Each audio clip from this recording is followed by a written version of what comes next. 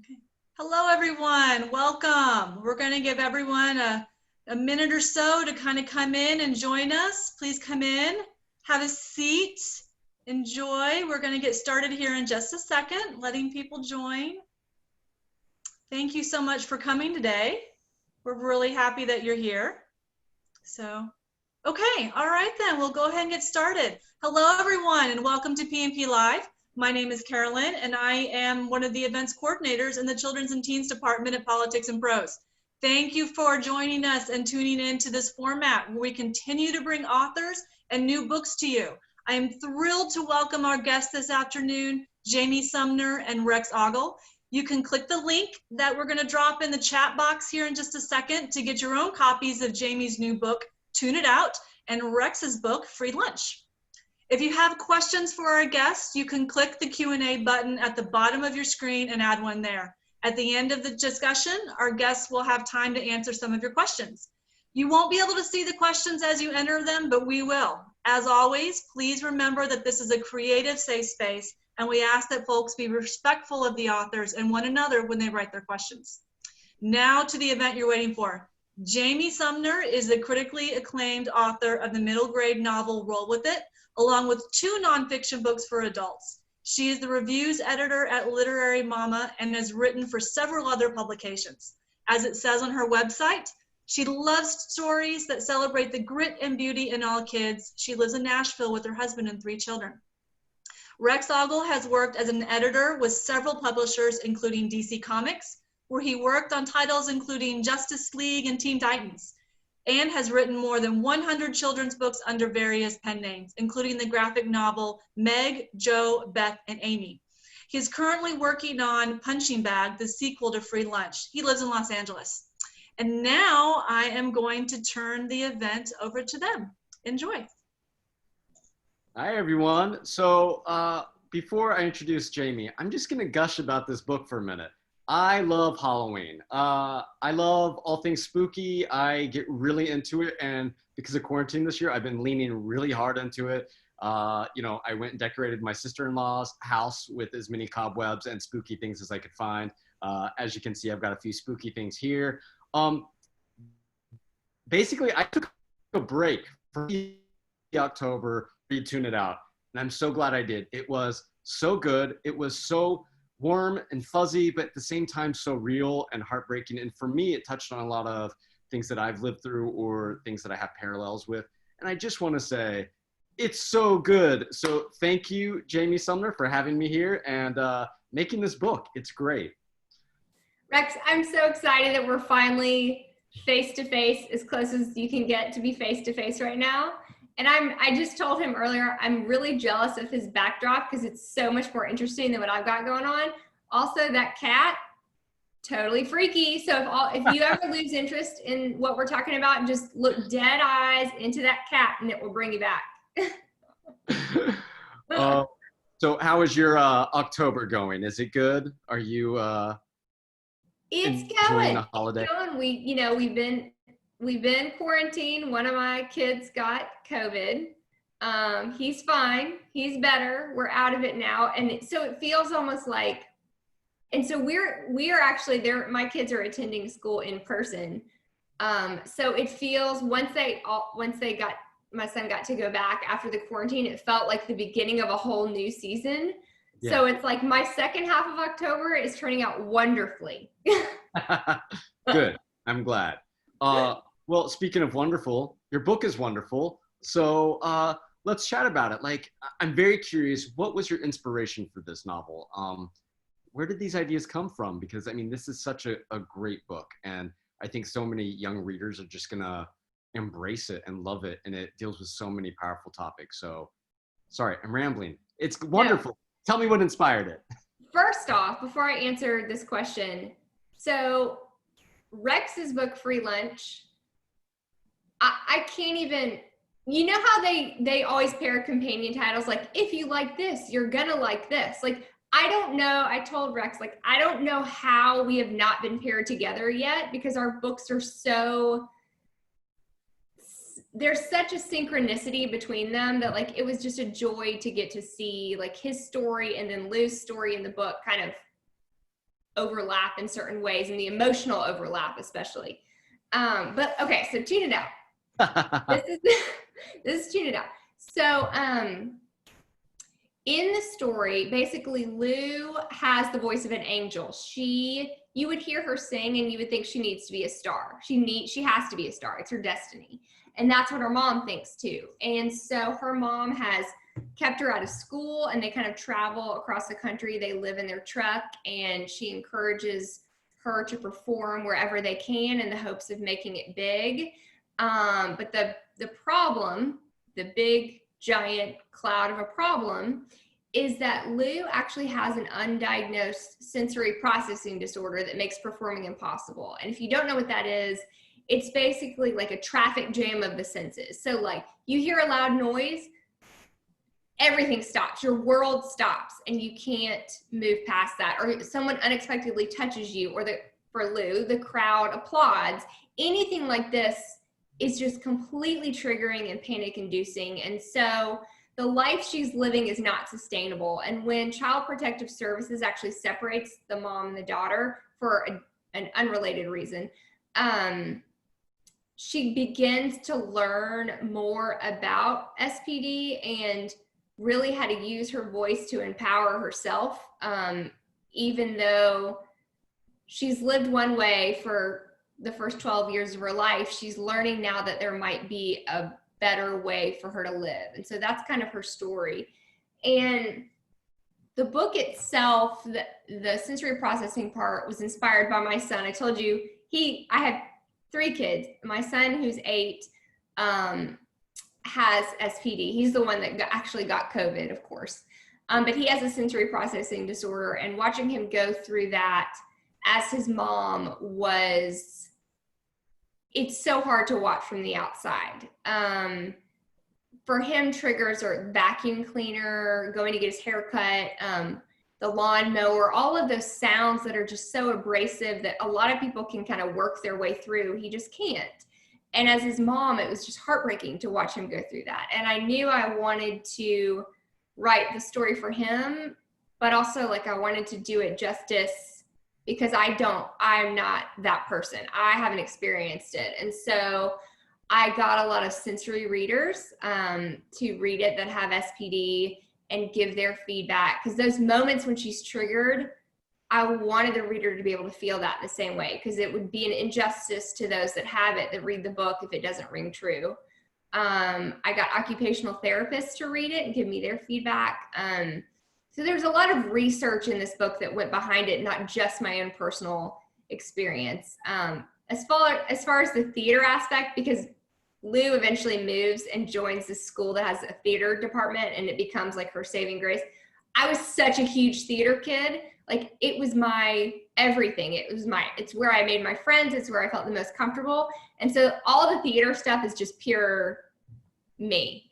It's pure. And the book is dedicated to my theater teacher. So she loves that. She loves it. I can imagine. So is SPD a form of autism, or are those 2 separate things? That is maybe the best and most precise question I've ever gotten about this. So the answer is, it's most often associated with autism, because often people that have autism also have an SPD, but it is not actually like it's its own separate thing. So you can have a sensory processing disorder and not be autistic, or not have autism. And so it was important for me to kind of wade through that distinction, because I think it in itself often gets overlooked because it gets lumped in with that. And I think it needs to be its own separate thing. And there are people out there fighting for that, like the DSMV, the psychology book, whatever, that classifies all the things, still has not separated it out officially. And there's wonderful teachers and therapists and people out there fighting to have it separated finally. So yeah. I mean, the book spoke to me on so many levels. I mean, one is a reader, one is, I'm a big kid, obviously. If you look around, I love toys. But I also have a nephew who is on the spectrum. And when he was little, it's like if a loud truck went by or if a car engine backfired, I mean, it was devastating for him. And I've seen him struggle with a lot of things. And then I think I connected so well with him because I have a panic disorder. And so I have a lot of anxiety. Even though I'm fine with loud noises, I'm fine with so many things. Reading Tune It Out, for the very first time, maybe put me in those shoes, because I didn't realize, like, when you're hearing loud noises and you have SPD, like it's so upsetting inside. It, like, I was reading it and I was getting a little anxious and a little triggered by reading it, not in a bad way because it was so well done, but it was just like, it really gave me a new empathy for my nephew, which I didn't have before. So I just wanted to thank you on that level. I'm so glad that if there could ever be a goal, I think for us, especially as middle grade writers, I think it's that we can make the reader empathize with our main character. And I think there's, because what you said, you're like, I don't have SPD, but I have anxiety, and I felt that. I think that's something that is so important that, like, we don't talk about enough, which is that the emotions that we write for our characters are universal. Despite whatever extra stuff they're also going through, I think the emotional impact of these things is universal. Every kid has felt anxiety. I think a lot of kids right now are feeling it, especially in grown-ups. Hello. Whew. Like, there's an airport scene in the book where Lou has to go through security, and she also has to ride an airplane for the first time. And I actually was thinking about this the other day, and I thought, I might react exactly the same way she did now, getting on a plane and going through all of that because of the way the world is. I think we can all feel these things, whether we have the exact same description about us as they do. You know what I mean?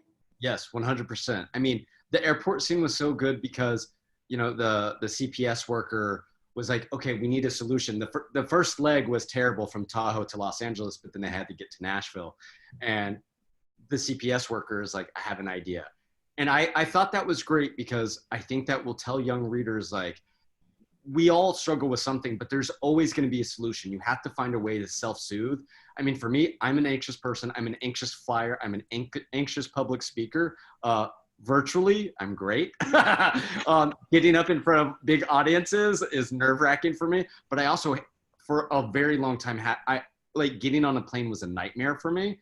And so it's like, I would self-soothe by listening to music on my iPod, like Lou in the book, or I would take comic books. Like, a lot of times I would just take a book. Like, there are ways that we can soothe ourselves. And I think it's so important to kind of give that, that gentle nudge to young readers to say, find a solution that works for you. And for Lou, it was listening to music. And I just thought that was a great scene in the book. Thank you. I think music, for me, is something that it's a way to express what you're feeling, or to tie into what you're feeling in a way that you can't sometimes with words. Like, you can't always explain what's going on inside you, even to yourself.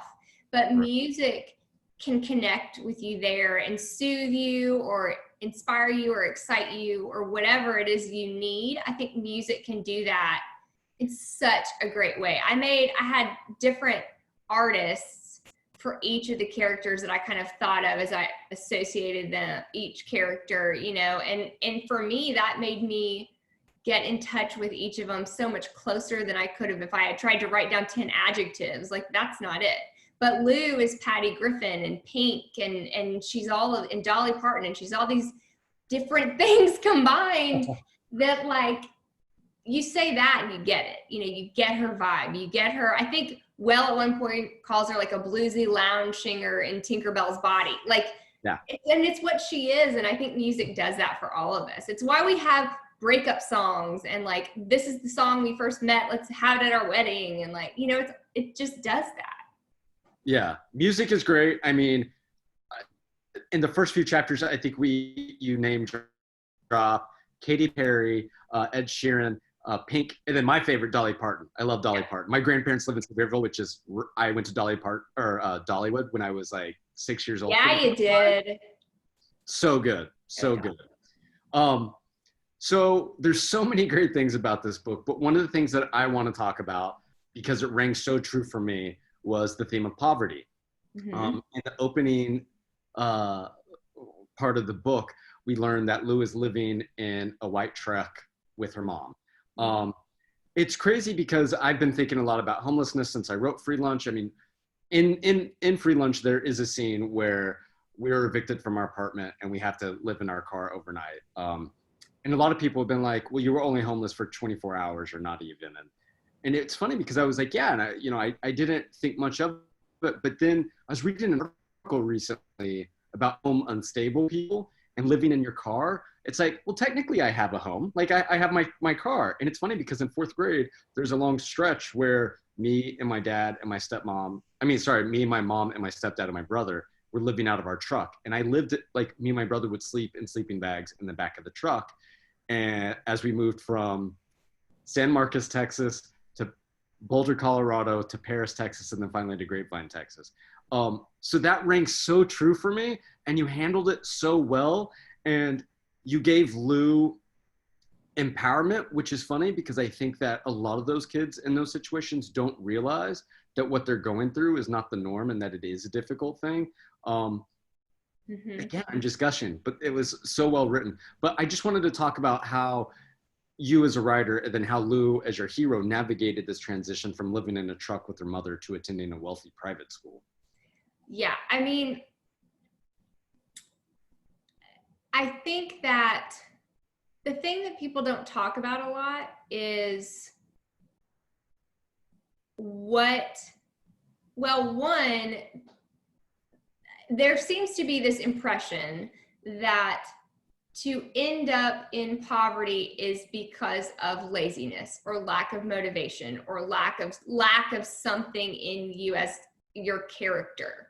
And I think that is just absolutely absurd in so many ways because there are so many situational factors and the way that kind of society is run that prevent people from succeeding no matter how hard they try. So that's the first thing. And then the second misconception that I see all the time is that, well, once you're out of poverty, you can just whisk it off like a cape and it's gone and it's behind you. And what I wanted to show with Lou is that even after she's in this new place, she still carries this stigma around with her as like, I'm the poor girl. You know, like even though she gets the uniform for the school and she has the credit card they use to buy lunch and you would have loved to have that swipe card, Rex. Like just, I don't want to say it one more time. Here's my card. Yeah, they should do. Anyway, that's a whole other thing. So there's a stigma that Lou carries around with her that she has to work through that I really wanted to show because she might have the things, but it was that level of poverty was such a part of her that she still carries it around when she's not there. And the fact that her best friend that she makes, who is the first person in the world to get her, like really understand her, has a movie theater in his house and a 3-car garage and drives a golf cart around the neighborhood. Like it is a very flipped version of her life that she has to acclimate to. And I think you can't just assume because you can lob someone into this new situation, they become a new person. That's just not how it works. It's 100% true. I mean, we were poor growing up, as you know, because you've read my book. We were on welfare, government subsidized housing, but my mom was very smart in the sense she moved us to Grapevine, Texas, which at the time was the richest school district in Texas. So it was great because I got a great education, but I was going to school with kids who had chauffeurs. And it was so bizarre because my mom was working at Bobo China. And it's like people would, make fun of me because my mom was a waitress. And meanwhile, their parents were lawyers and, oil people. I don't know what they were doing, but like I would go over to like do homework assignments with kids. And I remember one kid had a golf cart to drive around like their property. And I was like, wait, you have what? Your property is so big you need a golf cart? And you have your own, like you have your own little car? Yep. And you're 13? Yeah. but you handled everything so well. I fell in love with Lou so quickly. I mean, how did you do that? Like, what inspired you to make Lou such a lovable character? Because there were times when I was reading the book when I was expecting her to act like me and like lash out and be kind of rude, which she totally could have, but you made her walk that fine line, that balance between being honestly herself, but also being like a very lovable character. I think with Lou, when you meet her, and I think it's because of the way that she's had to build up these defenses in all these public performance situations and things where she's been told you have to act this one way to make your life work. And so she's learned all these tricks that probably do a disservice to her because they help make the world more comfortable around her versus making her more comfortable in the world. So when you first meet Lou, her whole goal is to essentially make everybody else happy, right? Make her mom happy, make the execs that want to meet with her in LA and potentially do this deal with her. She's wanting to make all these people happy. And I think when you see that, your heart aches for that. You ache for that person that is so vulnerable and is just trying to get through. And you root for Lou when she finally learns to speak her own piece. And I think it took her best friend who is so like, listen, let me tell you what this is about, and I'm going to go by Well this year. Forget Maxwell, I'm Well, and just does his thing. It like rubs off on her enough that she is brave enough to start standing up for herself and having hard conversations with her mom and things like that. And I think as far as our two characters go, this is so real life because there are conflict seekers like you, at least you when you were younger. I don't know. I'm not going to judge you now. But conflict seekers because that feels like something you can do. You can take matters into your own hand and you can fight back, with words, you can make yourself known in that way. And then there's someone like Lou, who's the peacemaker, who has to learn to be more like that because it will protect her in ways she can't even imagine. Right.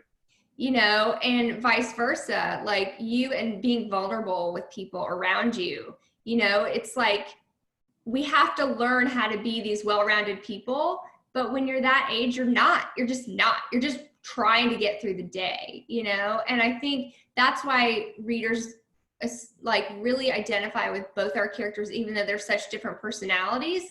It's that they're trying to do the same thing, which is survive and be themselves and have people accept them for who they are. They're just going about it in different ways, Yeah. So now I'm sure we have some authors in the audience. So I'm going to ask you a question, that is a standard question, but I think so important to hear because everyone has their own way of doing it. So what is your typical writing process? Like, what is your favorite part? What's your least favorite part? What do you do?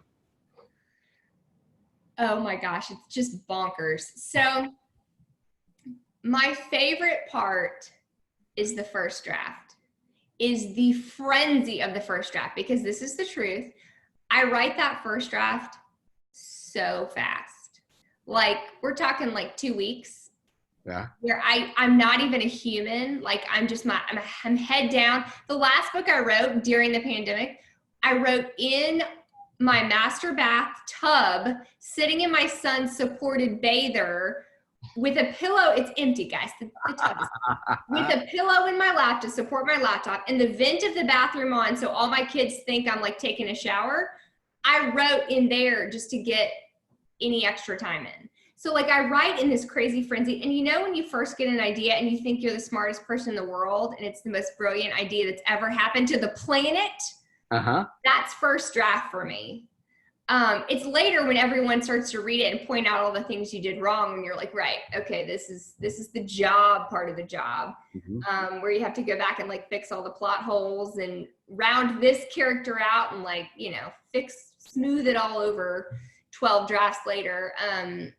But I think that initial draft is my favorite, and it's fast and it's crazy making, but it's the kind of thing where you wake up in the middle of the night and you text yourself a character's line, or, you know, like you think you're grocery shopping and you think that's the thing that I can fix this one plot part. And so your head is so in it, it's more real than real life. Yep. And as terrible as it sounds, like in some ways that can be really comforting.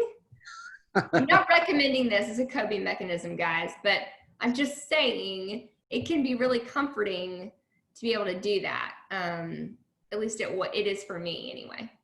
Yeah. Well, the Q&A is blowing up, so I'm going to stop. No, I haven't even. I'm going to stop asking you my questions. I'm going to start asking some of their questions. By the way, it's 80 degrees in Nashville today, so this is not coffee. This is ice water because it is so hot. There are more middle grade books with protagonists with invisible disabilities now than there ever were even just a few years ago. Do you have any favorites? Any other literature for any age group that influenced your writing? One of my favorites that features a protagonist with an invisible disability is Fish in a Tree, where she has dyslexia and she's learning. It's a learning disability, but she's learning to work her way through that. Have you read that? I haven't. Oh my gosh, it's so good. And the way she reacts to people noticing this about her is exactly how you react. Like, I actually thought that about this book as I was reading it. But anyway, that's a wonderful one, Fish in a Tree. Literature that influenced my writing, I think one of my favorite current, well, she's been around for a while, but like Kate DiCamillo, I love her style. I love that it reads like poetry and every line is quotable and it's succinct, but it's gorgeous. Like the Three Rancheros series, like with Rainy Nightingale and Louisiana's Way Home and then Beverly Right Now. I don't know how she does it. If I ever get to meet her, I'm going to just like wait, just right. give me some of that, you know, but I think there is something to be said about writing that can feel like poetry, even if it's prose. And I think she does that really well. So that's she's one of mine. Yeah. Awesome. Let's see. What kind of research did you do to write about loose sensory processing disorder? I think you spoke about this earlier. You got sensitivity readers.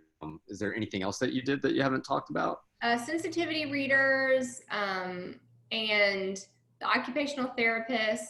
Also, on a slightly different note, I had sensitivity readers that worked with Child Protective Services as well, like a judge and a social worker that read it to make sure that I did due diligence to that aspect of Lou's experience and the process that she had to go through as she separated from her mom and what it would look like if she got reunited and how CPS workers do their job. That was another element to the research part of this book that I spent a lot of time in. Awesome. Do you have a favorite country music song? Favorite? That's so hard. Okay, I'm going to say 3 things. So when I was growing up, my family I would spend a lot of the summer and a lot of Christmas in Oklahoma because my grandparents lived in Eufaula, Oklahoma. And it's like a 10 and a half hour drive. And we had one of those Shamu vans that this was before child safety, guys. I mean, it had the bench seat and all along the back that pulled out. It was like a bed.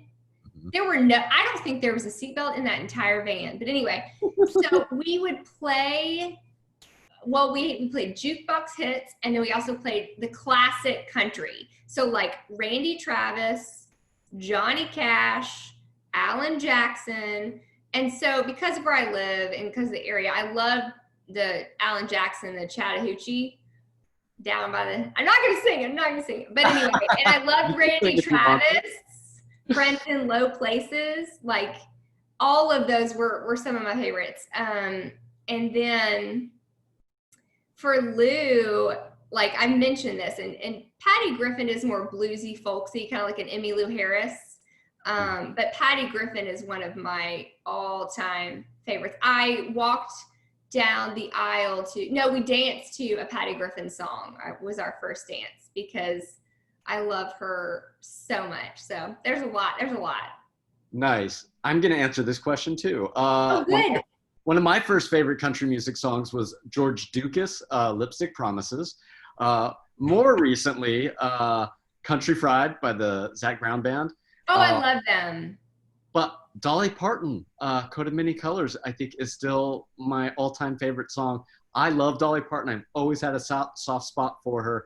I even got like a framed photo of her because me and my partner love her so much, and I proposed in front of that framed photo.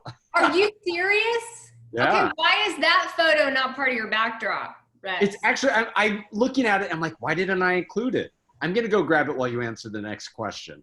Okay, you grab it, and I want to tell a Dolly Parton thing. So we also grew up going to Dollywood, and if you're from here, like if you're from Nashville, she is just a part of your culture. Like Dolly is a part of everything. Look, there she is. Oh, you have the best version of Dolly.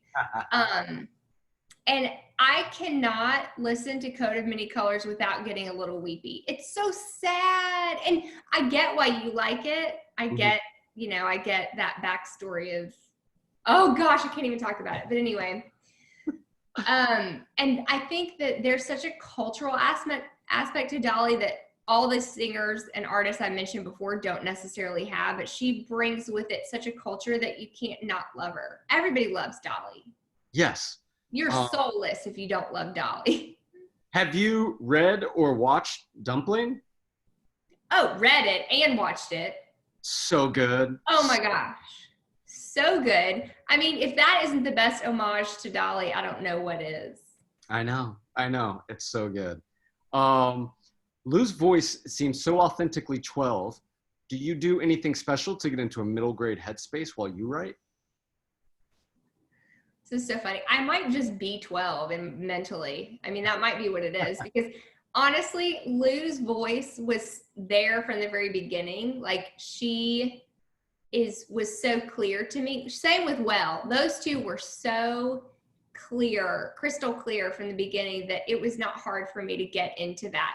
Also, fun fact. So my kids go to public school. I have Charlie who's 8 and he has cerebral palsy and a sensory processing disorder, and which I roll with it was kind of had to do with that. And then I have twins who are 6. And so I take the twins to the bus stop every morning. And the bus stop culture, man, is a thing. So I'm there and there's kids that like are almost on the verge of middle school at the bus stop. And you want to get in middle school headspace first thing in the morning, just listen to their conversations at the bus stop. That's all you need to do. By the time you walk home and the bus has whisked them away, you're there. It's perfect. Amazing. Yeah. I, like you, am also basically a 12-year-old. I mean, I've got, these are my Star Wars Lego figures. And I am such a child. Mario Kart is my game of choice. I play it very often, especially now in quarantine with my friends. That's my like go-to. Yeah, so I totally get like getting in that 12-year-old headspace. It's fun. I mean, like when I have like virtual classroom visits and kids are like, do you enjoy better? I was like, yeah, I wake up, I walk my dog, I write for most of the day, and then I play video games and I read comic books before I go to bed. Like, I'm living the dream. There you go. You're like Tom Hanks from Big if he just stayed big and lived in that crazy apartment. Yeah, exactly. Exactly. I was going to ask you a question. This is my own personal question. So you have 2 amazing books out, both of which everyone on this should go and check out immediately if they haven't already. What are you working on now or next?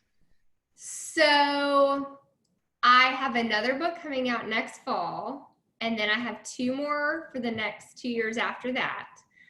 The one that's coming out next fall is fun because it's my first male protagonist. Ooh. And so I'm not going to tell you a lot about it. I just got to see the cover and it's awesome. But here's the basic premise is that this kid has been bullied his whole life. He's this small kid. Like he's the littlest kid in the class.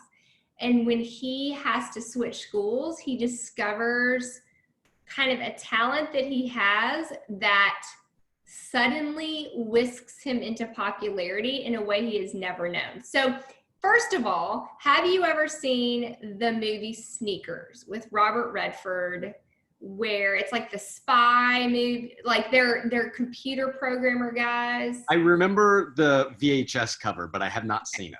Here's the thing. There's a scene in this where Dan Aykroyd sneaks the trash can out of this guy's house, and they dig through the trash to learn more about the guy. Like, oh, look, he folds his soap this way, like his soap container this way. And look, he's eating this, and he buys the coupon for this. And they go through all his trash, and they learn all about this guy. Well, this is actually a thing. It's called garbology, and it's the science of studying a society via their trash. So the kid, Hugo, in my book, becomes the garbologist. And kids bring them trash from, like, you want to make the basketball team? Bring me the coach's trash and I'll tell you how. You want this guy to like you? Bring me his trash out of his locker and I'll give you some tips. And so Hugo becomes the garbologist, and everybody wants him to do his trick for them. And it becomes this, you know, if you've never been popular and then you become popular, it can go downhill real quick after that. So it goes to his head, and it's really fun. There's a lot of trash in this book. I already love this book. This sounds amazing because it reminds me of, I think it's called tasseomancy, which is the reading of tea leaves. Oh, yes. Mm-hmm. So he talks a little bit about that. Does he call it trashomancy? Oh my gosh, that would be so smart. Man, I wish my copy edits were not done. Oh, steal it. You know, I'm going to do it. He has so many good nicknames in this book. I mean, it's wonderful. Oh my gosh, that sounds Trashomancy. I've got to sneak that in. Yeah, I mean, it's a little on brand for October. What if I did hashtag Trashomancy? I'm in it. I'm there for it. We have another audience question. Okay. There seems to be some theater kid solidarity between you and Lou. Any particular experiences that inspired that part of the book for you? So many. So like Lou, I was a thespian, and I did enough acting to like get my acting creds, but I loved to do what Lou did, which was to be the assistant director and tell everybody else what to do. That was my favorite thing.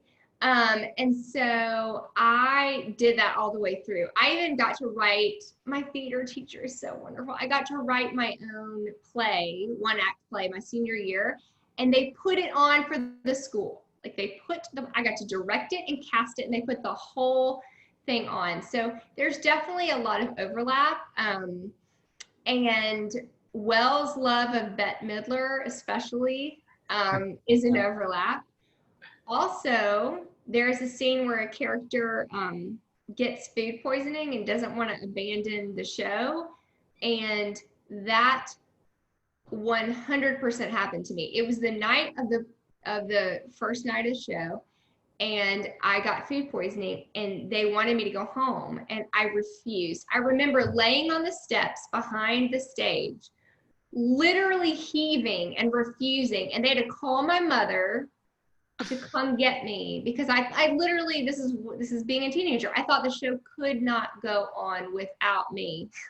I mean, that's amazing. And also props to you. I love taking all the like arts classes at my school. So I took all the art classes, the creative writing classes, and I started running out of stuff. So I ended up taking theater for one semester and realized that I got stage fright just talking in front of like 5 people in the room, just reading from a book. Like, not a fan. But I did my senior year because I had taken all the other art type classes, taking interior set design. So I had to design like the backdrops, and I made this huge false proscenium. But getting out on stage, oh my gosh, that terrifies me. Listen, man, I never liked that part either. That part really scared me too. Like the suggestion of improv made me want to like just the thought of having to get out there with those hot lights on you and knowing everyone is watching and waiting, and like if you pause, the whole room goes silent, you know. That's why I like to have the mic and tell people when they did that wrong. They did that part wrong. So let's see. I think if anyone else has any more questions, definitely send them my way. I have one more question, and I have one more question from the audience. So I will ask the audience question first. Are any of your kids involved in theater? And are you still involved in theater? And also, do you have any advice for theater kids right now with all the theaters closed? My heart is breaking for the theater kids right now, because it's like your whole life and way to connect, and you can't do it. I think there's a lot of online stuff happening, like online improv, and also on social media there's so many actors who are doing short, like on Instagram and other places that are doing kind of short from home skits and all of these other things that I think if you want to stay inspired, like check out what they're doing. I mean, like John Krasinski's whole thing, you know, where what was it? Oh gosh, it was like the 5 minutes of good news. Happy news. Good news. Yeah, like stuff like that. I think there's ways to be creative now if you can think outside the box enough that you can kind of get that same feel. It's just so much harder. My kids are little still, so they haven't done theater. I really hope they do.